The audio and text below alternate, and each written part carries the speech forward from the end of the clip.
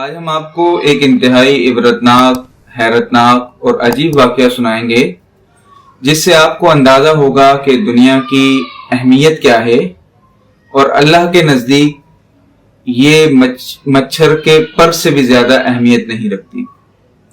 بنی اسرائیل کے اندر ایک مالدار اور امیر شخص کا انتقال ہو گیا۔ اب اس کے 2 بیٹے تھے تو دونوں کے درمیان جائیداد کو تقسیم کیا گیا۔ اب ایک دیوار تھی بڑی مضبوط سی، تو اس کے لیے دونوں بھائی لڑنے لگے۔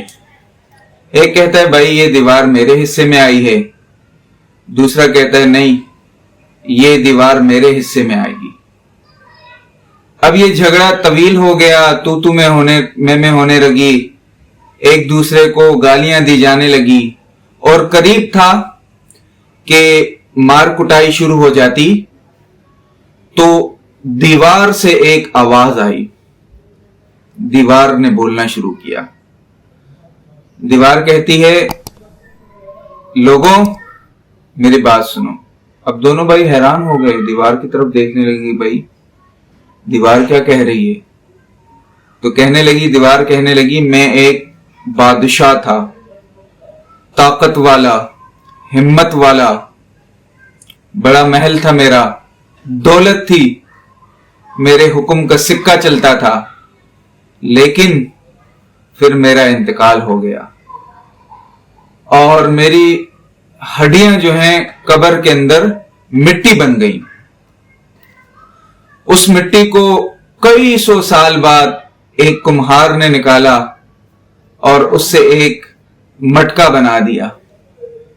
وہ مٹکا کافی عرصہ لوگ استعمال کرتے رہے، پھر وہ مٹکا ٹوٹ گیا اور وہ مٹکا بھی زمین کے اندر دب گیا اور اس سے مٹی بن گئی۔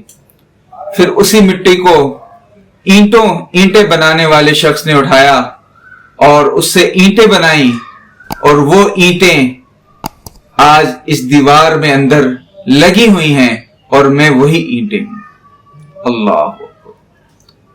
تو بادشاہ کہنے لگا کہ اس دنیا کے لیے مت لڑو، تم اتنا فخر کر رہے ہو اور لڑ رہے ہو کہ دنیا سے تمہیں فائدہ ہوگا، ذرا میری طرف دیکھو، ذرا میری طرف دیکھو کہ میرا کیا حال ہے۔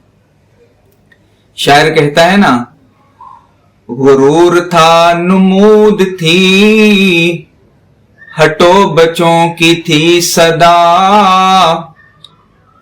غرور تھا نمود تھی، ہٹو بچوں کی تھی صدا،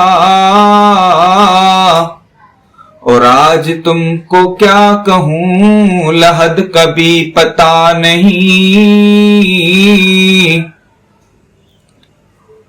اب انسان کو کیا معلوم کہ وہ قبر بھی اسے نصیب ہوتی ہے یا نہیں ہوتی، یا اس قبر سے مٹی بھی اس کی کہاں اڑ کر چلی جائے گی۔ انسان تو فنا ہو جائے گا۔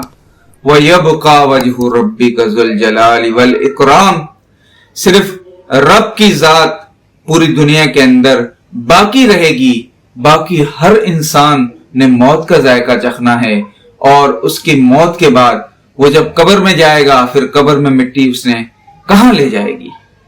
تو ہمیں بھی اس حقیر اور ناچیز دنیا کے اوپر تکبر نہیں کرنا چاہیے، دوستوں سے تعلقات خراب نہیں کرنے چاہیے، اور اللہ کی نافرمانی نہیں کرنی چاہیے۔ تو انشاءاللہ تعالی اللہ تعالیٰ سے دعا کریں کہ وہ ہمیں نبی کریم صلی اللہ علیہ وسلم کے نقش قدم پر چلنے کی